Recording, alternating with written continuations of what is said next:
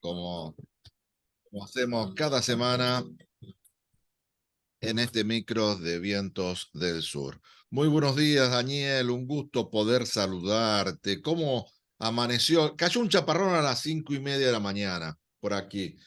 Viento y lluvia. No sé si usted tuvo la oportunidad de abrir la ventana, ver las nubes, escuchar la lluvia.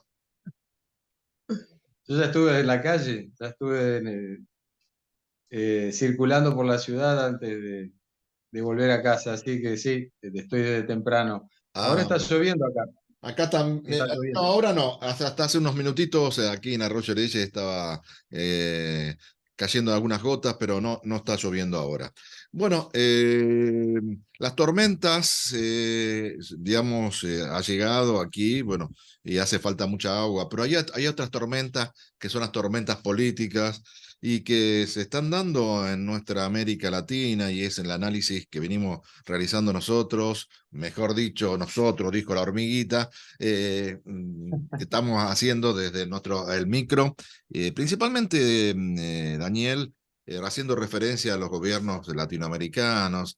Y ahí estamos viviendo momentos difíciles en Ecuador. Contanos un poco de qué se trata y cómo viene la situación, porque creo que se había abierto mucha expectativa, principalmente también por la presencia de una mujer que de origen aborigen, digamos, de origen de la propia tierra latinoamericana y bueno, que al paso de los días también fueron complicándose. Bueno, sí, primero habría que ubicar un poco a nuestros oyentes, a tu audiencia, respecto de un proceso, ¿no es cierto? Si no se entiende.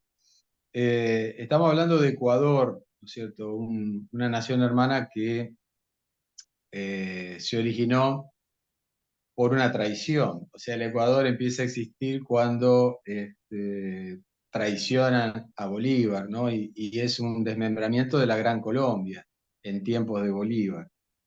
Eh, bueno, era ya el comienzo de la formación de republiquetas, digamos, lideradas por las oligarquías lugareñas o portuarias, más interesadas en hacer negocios con los ingleses, digamos, con la industria británica y las casas comerciales británicas, que en desarrollar el proyecto de una gran confederación hispanoamericana, que era el proyecto del Libertador, ¿cierto? Entonces, bueno, de ahí viene la traición y ahí se origina el Ecuador. El Ecuador es un país que tiene algunos problemas importantes, pero que eh, al igual que nosotros y otros países de la región, vivió una década, quizás a mi juicio y la de otros analistas y estudiosos, la mejor década de la época contemporánea del Ecuador, que es la que podemos ubicar entre el 2007 y el 2017, la gestión de Rafael Correa. ¿Cierto? Hasta la llegada de Rafael Correa a la presidencia en el Ecuador vive en una situación complicada Hasta de exportamos a subdesarrollo. caballo al Ecuador. ¿Se acuerda usted cuando se lo exportó a caballo? Claro, claro, porque Ecuador también, como toda la región, sufrió un proceso de endeudamiento, ¿no es cierto?, muy grande, eh, y eso, bueno, lo lleva finalmente a una decisión tan drástica como es ceder el manejo de su política monetaria, su moneda y demás, lo cual es una pérdida de soberanía terrible.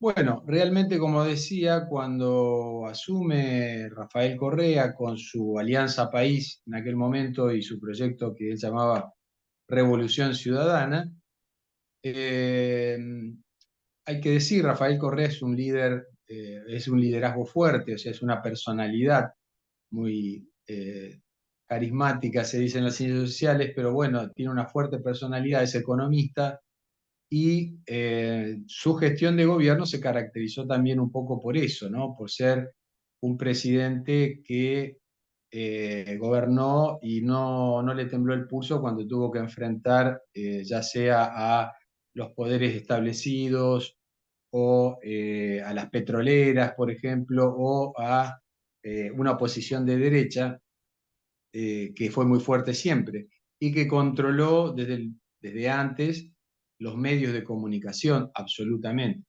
Entonces, eh, hay una frase de Correa, ¿no es cierto?, que la dijo en una entrevista cuando vino a Argentina en el 2021, y dice, cambiar las relaciones de poder históricas es un proceso muy duro, ¿no? Cambiar las relaciones de poder históricas. Y él acompañaba eso con otra frase donde decía, bueno, que también alguna política y lideresa nacional la dijo en su momento, llegar al gobierno no es tener el poder, ¿no? Eso en Ecuador era muy claro. Ecuador es un país que tiene recursos petroleros, ¿no es cierto? Y no demasiado más para exportar, además de producción agrícola, fundamentalmente las bananas, ¿no? Es famoso acá el tema de la banana ecuatoriana. Pero el recurso petrolero es importante, ¿no es cierto? Y crecientemente importante. Lo primero que hizo Correa fue renegociar las regalías, ¿no es cierto?, de esa renta petrolera que se drenaban al exterior y no derramaban en la población ecuatoriana. Y con eso él logró ingresos, los mayores ingresos prácticamente de la historia del Ecuador desde el punto de vista económico. Pudo hacer una política muy buena. Para no quedarnos tanto en el pasado, cierro diciendo que la gestión de Correa, después de una década de gobierno, en el 2017, cuando deja el gobierno a Lenín Moreno, que era de su mismo partido, ¿no es cierto? Pero se habla hasta de Eh, traición al modelo de Correa, justamente Lenin, pero exactamente.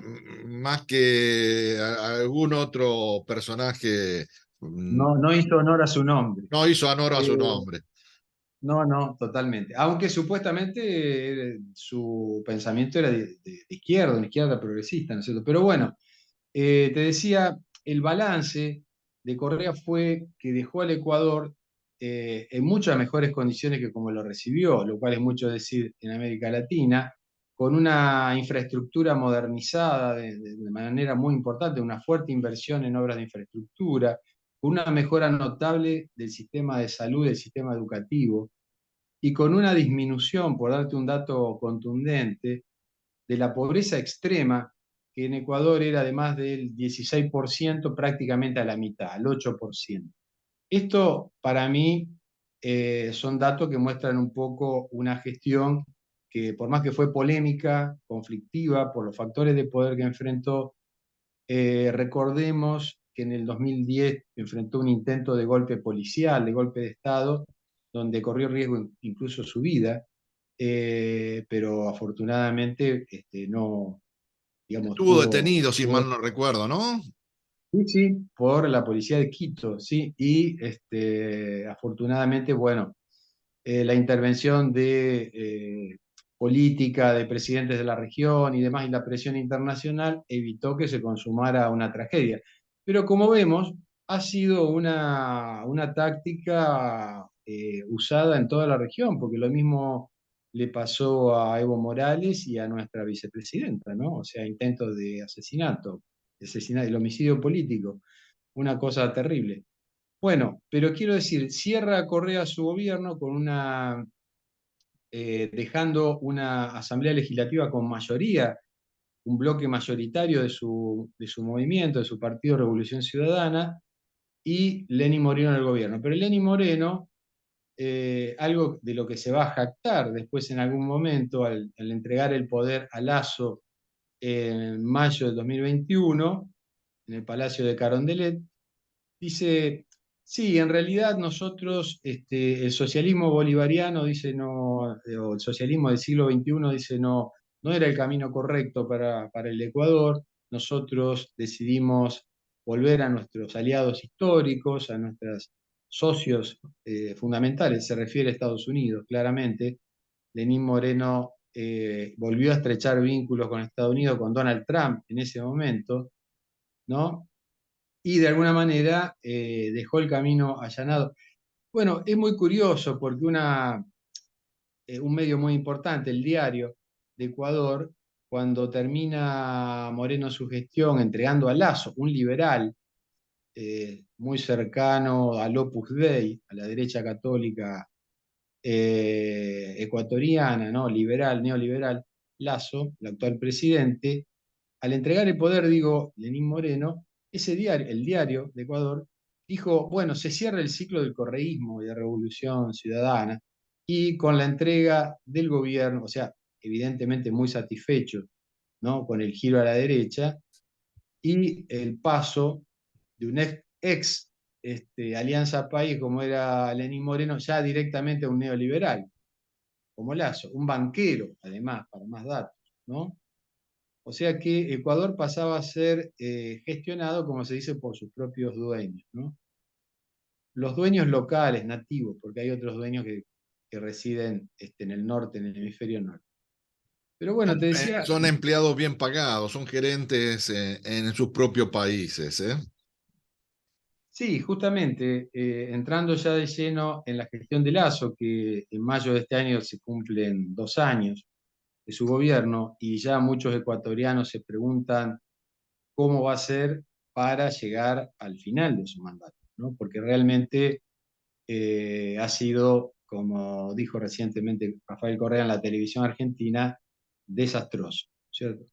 Tengo que decir que en la gestión de Lenín Moreno fue la pandemia de COVID que a Ecuador le pegó durísimamente y que generó escenas horribles, ¿no?, de personas tiradas en las calles, en los barrios pobres de Quito, de Guayaquil, es decir, sin atención sanitaria, es decir, un sistema de salud completamente colapsado. Fue desastrosa la gestión de la pandemia de Lenín Moreno. Lasso, al principio de su gobierno, logró encaminar este tema con una vacunación exitosa, digamos, masiva. Eso le sumó puntos al inicio, los primeros meses de su mandato, pero después empezó a aplicar sus políticas neoliberales, ¿no? Es decir, de ajuste presupuestario, de privatizaciones, de una reforma tributaria regresiva que solo favoreció a las clases ricas, a las clases altas y perjudicó a las mayorías populares, lo que generó, digamos, el inicio nuevamente de protestas populares muy importantes. Entonces Ecuador se había tenido en la etapa de Lenín Moreno, en 2019, movilizaciones populares muy, muy fuertes, muy grandes, y represiones también muy fuertes, ¿no? Bueno, esto reapareció a raíz de estas políticas neoliberales de ajuste y de alguna manera lo dejaron completamente aislado a Lasso, que no cuenta, o sea que su partido es minoritario, el partido Creo, creando oportunidades, se llama el partido, pero en realidad no pudo crear oportunidades. Y hay que sumarle al desempleo galopante y a la pobreza galopante que hay en Ecuador nuevamente, una situación de recesión económica y una crisis carcelaria espantosa. Tengamos en cuenta que como buen neoliberal llega a la presidencia con un discurso en torno al tema de la seguridad, ¿no?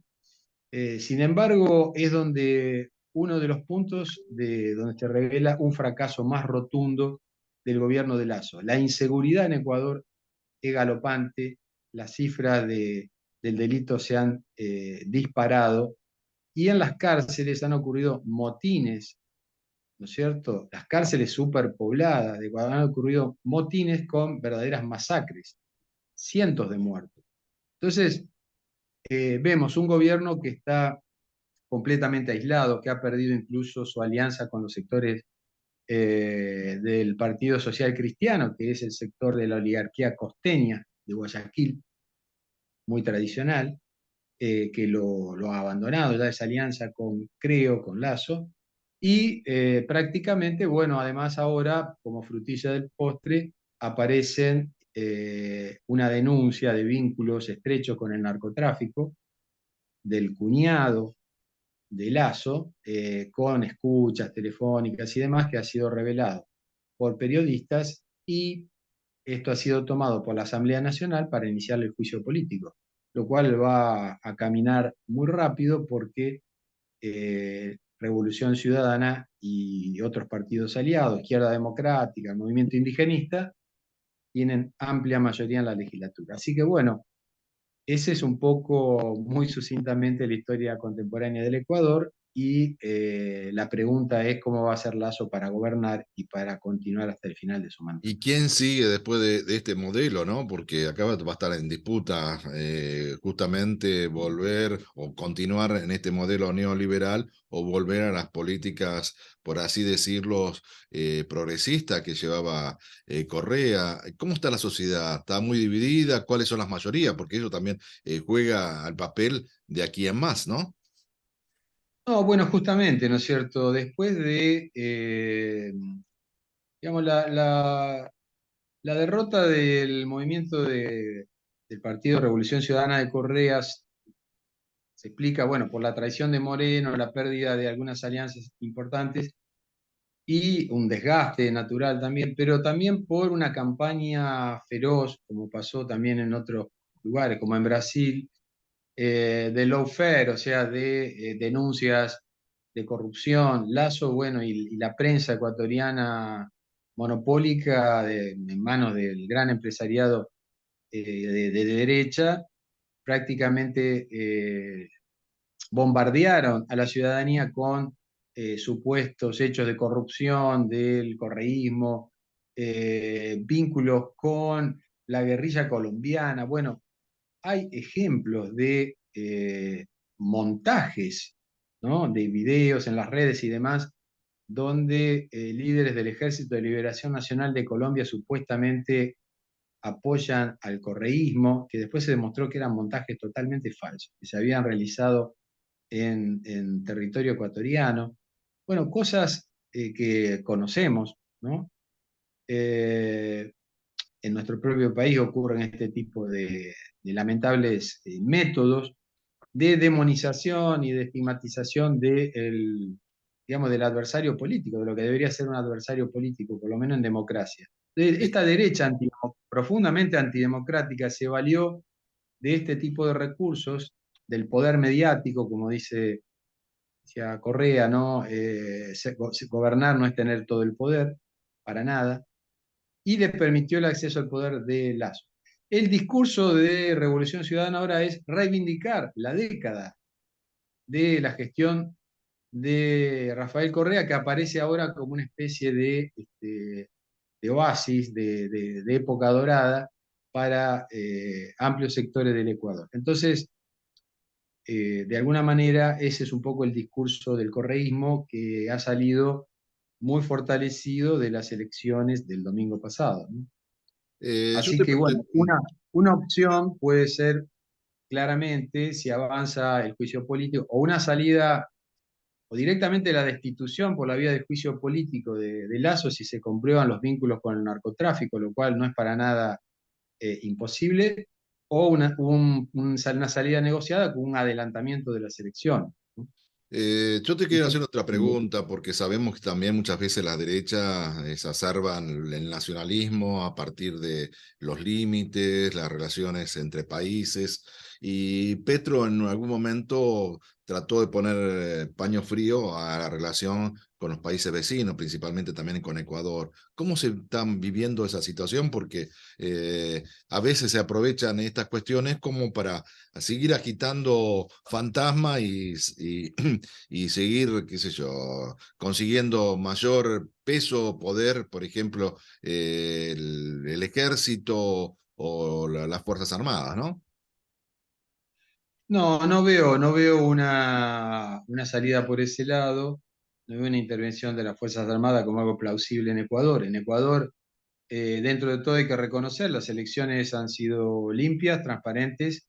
De hecho, ganó la oposición al actual presidente claramente en las principales provincias, digamos, más importantes desde el punto de vista demográfico y político. Ganó también Revolución Ciudadana las dos intendencias más grandes, la de Guayaquil y la de Quito, la capital. Va a haber intendentes del correísmo. Eso lo deja muy bien parado para, de alguna manera, ser protagonista de la salida política que necesariamente se tiene que dar. Pero acá hay una cuestión judicial muy fuerte, con pruebas aparentemente contundentes de vínculos Ecuador es el tercer país más, por lo menos en un ranking internacional, con mayores exportaciones de cocaína hacia Europa y Estados Unidos. Es el tercero. y hay de alguna manera, una trama donde generales del ejército, inclusive, políticos, empresarios, tienen relaciones muy estrechas, inclusive algunos ministros de Lasso quedaron implicados en esto, como el ministro de Agricultura, con la mafia albanesa, ¿no? Entonces, eh, quiero decir, es muy pesado el tema, hay mucha data ahí para analizar en la Asamblea Nacional y de hecho se ha iniciado el proceso de análisis de toda esa documentación. Vamos a ver qué pasa, pero me parece que el aislamiento, además la debilidad política de Lazo es tal, el descrédito, que la salida política puede implicar una vuelta del correísmo al poder. Bueno, Daniel, como siempre, muy valioso tu aporte. A veces la claridad que tenemos que tener a la hora de conocer no solamente la situación política de nuestro país, sino también de países latinoamericanos, para ver en qué contexto nos estamos moviendo, porque nada es aislado en este mundo, en un mundo globalizado, y las relaciones de estructuras políticas, me parece que en esta América Latina es importante conocerla y principalmente cómo son los vaivenes, porque también esto repercute en nuestros propios países. Daniel, como siempre, muy amable, ¿eh? No, por favor, gracias a vos por tu amistad y por este espacio que me brindás y un saludo a toda tu audiencia. Un abrazo grande, muchas gracias.